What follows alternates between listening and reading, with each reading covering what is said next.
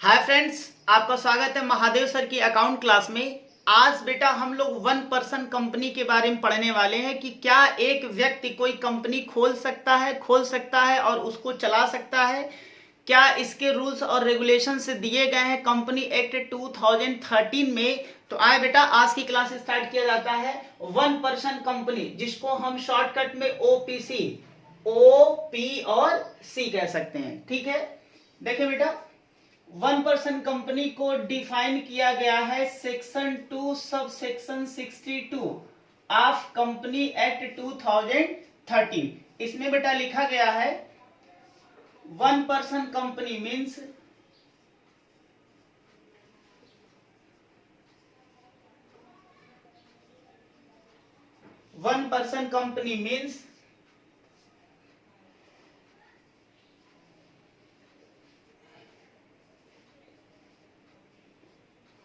a private limited company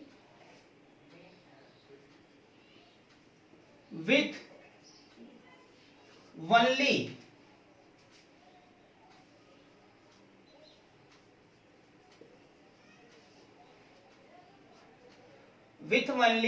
one person as its member। लो बेटा, ये इसके डिफिनेशंस में लिखा गया है। इसका डिफिनेशन से क्या कह रहा है जरा एक बार देखें। लिखा है 1% कंपनी मींस एक पर्सन कंपनी किसे कहते हैं?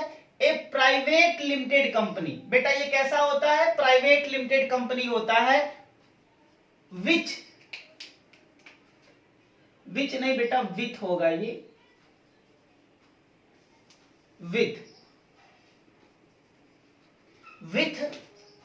ओनली वन पर्सन,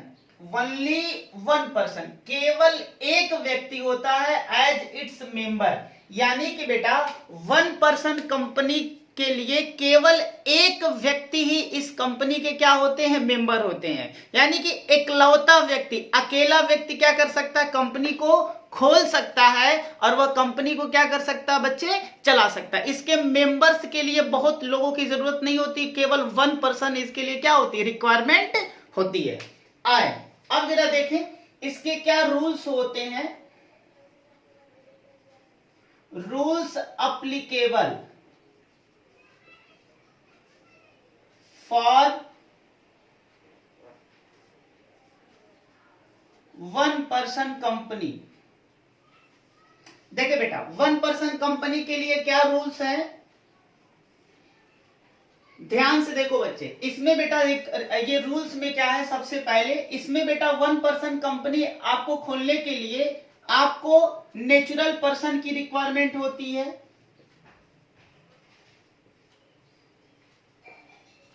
इसमें पर्सन्स कौन होते हैं बेटा? नेचुरल पर्सन होते हैं। यानी कि एक कंपनी 1% कंपनी नहीं खोल सकती है, एक पार्टनरशिप फर्म 1% कंपनी नहीं खोल सकती है। इसको बेटा 1% कंपनी खोलने के लिए नेचुरल पर्सन होना चाहिए, जैसे हम और आप हो गए। क्लियर है? सेकेंड,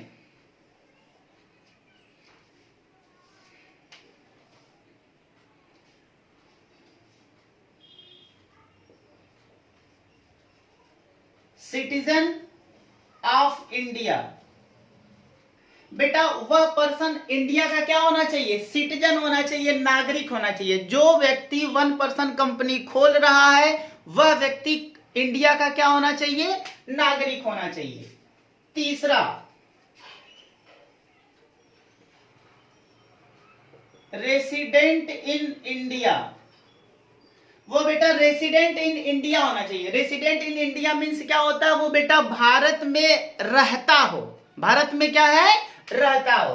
अब रेसिडेंट इन इंडिया के लिए बेटा ये है कि वह प्रीवियस ईयर में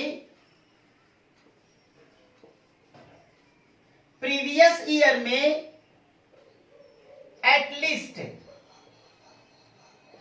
182 डेज, बेटा मैं यहां लिख दे रहा हूं, प्रीवियस ईयर में एटलीस्ट 182 डेज वो क्या रहा हो? वो भारत में रहा हो। देखो जैसे वह भारत का नागरिक है। नागरिक होना तो अलग बात है, जैसे बेटा हम लोग भारत के नागरिक हैं, ठीक है। अब दूसरी बात है कि रेसिडेंट इन इंडिया होना चाहिए। रेसिडेंट इन इंडिया मीन्स ये है कि मान लो हम भारत के नागरिक हैं, लेकिन हो सकता है कि हम अमेरिका में रहते हो, हम कनाडा में रहते हो, हम ऑस्ट्रेलिया में रहते हो, तो बेटा ऐसा नहीं है। रेसिडेंट इन इंडिया भी होना चाहिए। आपको भारत में रहना भी पड़ेगा।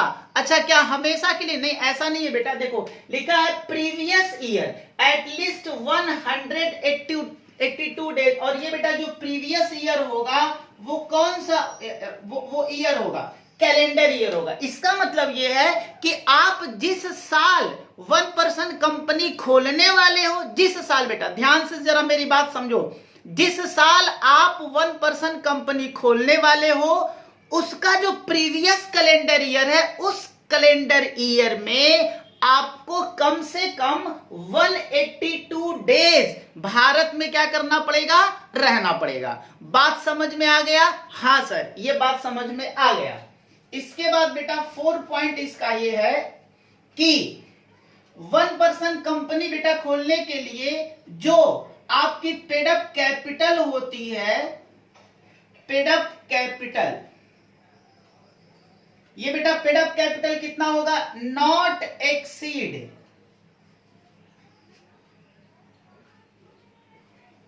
Up to ₹50 lakh. बेटा जो आपकी पेडअप कैपिटल होगी वो 50 लाख रुपए से क्या होनी चाहिए?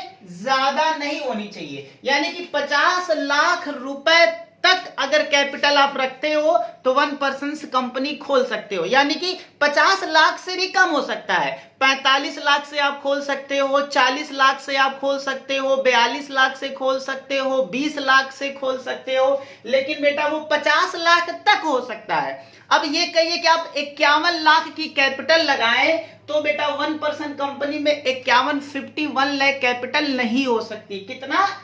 Not exceed up to 50 lakh. 50 lakh से ज्यादा नहीं होनी चाहिए। क्लियर है? फिफ्थ पॉइंट बेटा इसका है एनुअल टर्नओवर जो इसके होने चाहिए, annual turnover of 3 year not exceed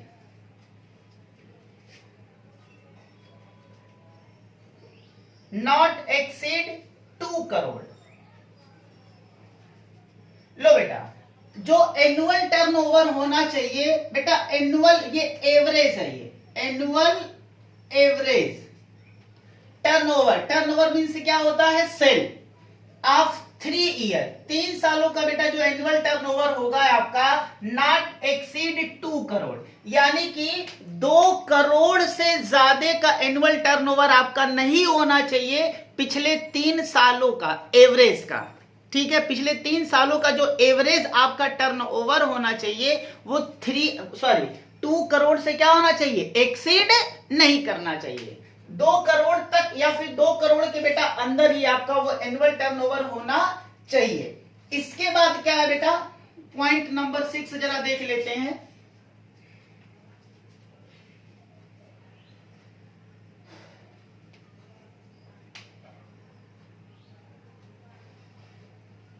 और बेटा इसमें अगर मुझे कन्वर्जन करना हो, क्या करना हो?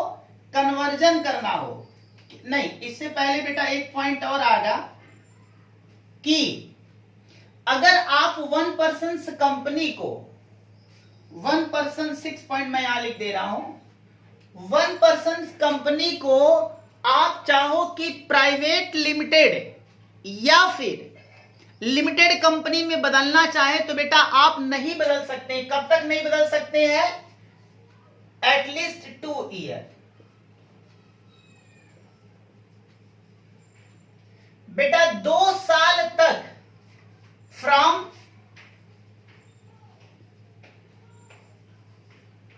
Date of incorporation. लो बेटा, ऑफ ओपीसी, यानी कि 1% कंपनी के इनकॉर्पोरेशन के डेट से बेटा 2 साल तक at least 2 year from date of incorporation of OPC, आप क्या कर सकते हो, नॉट कन्वर्ट इनटू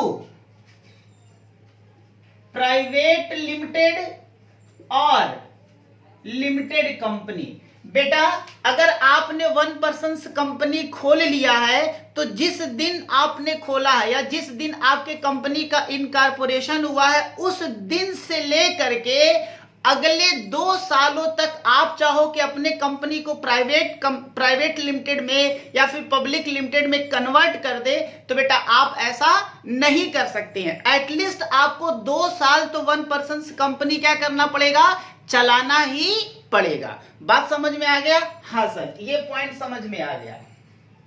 7 पॉइंट जरा इसमें और देखो बेटा। अच्छा, क्या हम 1% कंपनी को प्राइवेट लिमिटेड या फिर लिमिटेड कंपनी में बेटा हम कन्वर्ट नहीं कर सकते हैं? बिल्कुल कर सकते हैं बेटा, कन्वर्ट किया जा सकता है। कंडीशन ये बेटा इस तब मैंडेटरी हो जाएगा। कन्वर्जन क्या हो जाएगा, कन्वर्जन बेटा मैंडेटरी कब हो जाएगा, ये कब क्या हो जाएगा, मैंडेटरी हो जाएगा। कब बेटा मैंडेटरी हो जाएगा, जब आपका पेडअप कैपिटल, पेडअप जो कैपिटल होगा बेटा, पेडअप कैपिटल ये क्या कर जाए, एक्सीड कर जाए। कितना से एक्सीड कर जाए बेटा, जरा देखो 50 लाख है, 50 लाख से अगर आपका जो कैपिटल है वो बेटा एक्सीड कर जाए तो ये कन्वर्जन मैंडेटरी होगा, आपको करना ही करना पड़ेगा। दूसरा, ये बेटा पहला पॉइंट हो गया। और इसमें दूसरा पॉइंट क्या है, जो आपका एवरेज एनुअल टर्नओवर है, एवरेज एनुअल टर्नओवर, ये बेटा क्या हो जाए, एक्सीड कर जाए। कितना एक्सीड कर जाए बेटा, 2 करोड़ रुपए। 2 करोड़ रुपए से आपका एनुअल जो टर्नओवर है, जो सेल है बेटा, वो 2 करोड़ से अगर ज्यादा आपने कर दिया तो ये आपको मैंडेटरी है कि आप 1% कंपनी को बदलना पड़ेगा, या तो उसे आप प्राइवेट लिमिटेड कंपनी में चेंज कर ले या फिर लिमिटेड कंपनी में चेंज कर ले। 2 कंडीशन मैंडेटरी है बेटा, ऐसा करना ही आपको पड़ेगा जब आपकी कैपिटल 50 लाख से ज्यादा हो जाए या जो आपका टर्नओवर है वो 2 करोड़ से ज्यादा हो जाए। क्लियर है? हाँ सर, ये पॉइंट क्लियर हो गया। इसके बाद बेटा जरा ध्यान से देखो, इसका बेटा बेनिफिट क्या है, इसके बेनिफिट्स क्या है 1% कंपनी के। अगर हमने 1% कंपनी खोल लिया तो इसके बेनिफिट क्या है, क्या क्या लाभ हो सकते हैं अदर कंपनियों से। Other companies means private company से या फिर पब्लिक कंपनी से हम कंपेयर करें तो 1% कंपनी खोलने के क्या बेनिफिट हैं, तो जरा ध्यान से देखें बेटा। इसके बेनिफिट में अगर हम आएंगे तो इसको बेटा cash flow statement, cash flow statement not required. Cash flow statement बेटा हमें बनाने की कोई जरूरत नहीं है। आपको पता है एक कंपनी को कैश फ्लो स्टेटमेंट बेटा बनाना होता है, ठीक है, लेकिन अगर वो 1% कंपनी है तो वह 1% कंपनी के लिए बेटा कैश फ्लो स्टेटमेंट हमें बनाने की कोई जरूरत नहीं है। ये एक बेनिफिट है। सेकेंड, इसके बेनिफिट में चले आए तो बेटा इसके लिए जो होता है statutory meeting not required. Oh my God, बेटा स्टैट्यूटरी मीटिंग भी इसके लिए रिक्वायरमेंट नहीं होती है। क्लियर है? थर्ड पॉइंट, इसके लिए बेटा कोई भी एजीएम की रिक्वायरमेंट नहीं होती है, यानी कि हमको एजीएम बुलाने की भी कोई जरूरत नहीं। क्यों ऐसा, क्यों? क्योंकि बेटा अकेला पर्सन है तो एजीएम का मतलब होता है अपने मेंबर्स को बुलाना। तो जब यहाँ अकेला पर्सन है वो तो किन मेंबर्स को बुलाएगा, वो तो खुद अकेला है, इसलिए यहाँ पर एजीएम की कोई रिक्वायरमेंट नहीं होती है, कोई स्टैट्यूटरी मीटिंग बुलाने की जरूरत नहीं पड़ती है। कैश फ्लो स्टेटमेंट बेटा हमें बनाने की यहाँ कोई जरूरत नहीं होती है। फोर्थ पॉइंट, बेटा यहाँ पर किसी कोरम की भी क्या होती है, नॉट रिक्वायरमेंट होती है। यानी कि आपको अगर कोई मीटिंग बुलाते हो तो वहां पर कोरम की जरूरत नहीं। कोरम मीन्स बेटा होता है कि वह एक मिनिमम मेंबर्स होते हैं जो एक मीटिंग में उपस्थित होना जरूरी है। यानी कि कोई भी मीटिंग करो उसमें एटलीस्ट कितने पर्सन्स की रिक्वायरमेंट होती है कि कितने पर्सन्स अगर उस मीटिंग में आ जाए तो मीटिंग जो होता है वो सफल माना जाता है। बात समझ में आया बेटा? तो 1 पर्सन कंपनी में इसमें जो बेटा जो कोरम की जरूरत होती है कि कितने पर्सन्स आ जाए, बेटा इसमें कोई कोरम की जरूरत नहीं होती क्योंकि सिंगल पर्सन है, इसलिए इसमें कोरम की जरूरत नहीं होती है। ये पॉइंट क्लियर हो गया? हाँ सर, ये पॉइंट क्लियर हो गया। तो बेटा ये रहा 1 person company. 1 person company means होता है कि बेटा ऐसा कंपनी जिसका जो ओनर होता है वो एक पर्सन होता है, सिंगल पर्सन होता है, वो नेचुरल होना चाहिए, हमारे और आपके तरह वो व्यक्ति होना चाहिए। दूसरी बात वो बेटा इंडिया का सिटीजन होना चाहिए। अगर वो इंडिया का सिटीजन नहीं है तो वो 1 पर्सन कंपनी नहीं खोल सकता है। वह रेसिडेंट इन इंडिया होना चाहिए। जिस साल वह 1 पर्सन कंपनी खोलने जा रहा है उसका जो पिछला कैलेंडर ईयर है उस कैलेंडर ईयर में बेटा उसको 182 दिन क्या करना पड़ेगा, इंडिया में उसको रहना पड़ेगा। बात समझ में आया? उसके बाद बेटा क्या होता है, जो उसका पेडअप कैपिटल होना चाहिए वो 50 लाख रुपए से ज्यादा नहीं होना चाहिए। उसके जो एनुअल एवरेज जो टर्नओवर है, टर्नओवर मींस बेटा क्या होता है, सेल। टर्नओवर मींस क्या होता है, सेल। तो जो उसका टर्नओवर होता है या होना चाहिए वो पिछले 3 सालों में बेटा 2 करोड़ रुपए से ज्यादा नहीं होना चाहिए। क्लियर है? अगर 2 करोड़ से ऊपर हो गया या कैपिटल 50 लाख से ऊपर हो गया तो बेटा 1 पर्सन कंपनी को मैंडेटरी यानी कि ये आवश्यक हो जाता है कि 1 पर्सन कंपनी को वो चेंज कर ले, या तो वो प्राइवेट लिमिटेड में अपने आप को चेंज कर ले या तो लिमिटेड कंपनी में चेंज कर ले। समझ में आ गया? उसके बाद बेटा 6 पॉइंट इसमें आता है, at least 2 year from date of incorporation of 1 company not convert into the private limited और लिमिटेड कंपनी। यानी कि अगर आपने 1 पर्सन कंपनी खोल लिया है तो बेटा कम से कम 2 साल उसको क्या करना पड़ेगा, चलाना पड़ेगा। बात समझ में आया? उसके बाद बेटा आप चाहो तो 1 पर्सन कंपनी को कन्वर्ट कर सकते हो या तो प्राइवेट लिमिटेड में या लिमिटेड कंपनी में। लेकिन उसके लिए बेटा क्या होता है, कन्वर्जन के लिए मैंडेटरी कब होगा, अगर आपने अपना पेडअप कैपिटल जो वो 50 लाख रुपए से ज्यादा कर लिया है या फिर जो टर्नओवर है वो 2 करोड़ से ज्यादा हो गया है तो ये बेटा मैंडेटरी है। यानी कि ये जरूरी है, आपको कन्वर्ट करना ही पड़ेगा। उसके बाद इसके कुछ बेनिफिट्स होते हैं। बेनिफिट्स बेटा क्या है कि इस तरह की कंपनी को कोई कैश फ्लो स्टेटमेंट बनाने की जरूरत नहीं है, इनको बेटा स्टैट्यूटरी मीटिंग की कोई रिक्वायरमेंट नहीं होती है, इनको एजीएम बुलाने की कोई जरूरत नहीं होती है, और इनको बेटा कोई भी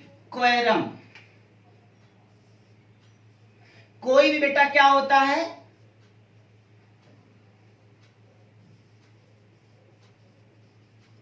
बेटा कोई भी क्वेरम इनको करने की जरूरत नहीं होती। यानी कि ऐसा नहीं है कि आप कोई मीटिंग कर रहे हो तो उसमें उस मीटिंग में कम से कम इतने पर्सन्स होने चाहिए, ऐसा इसमें कोई जरूरत नहीं है। तो ये रहा 1 पर्सन कंपनी। आई थिंक आपको समझ में आ गया होगा।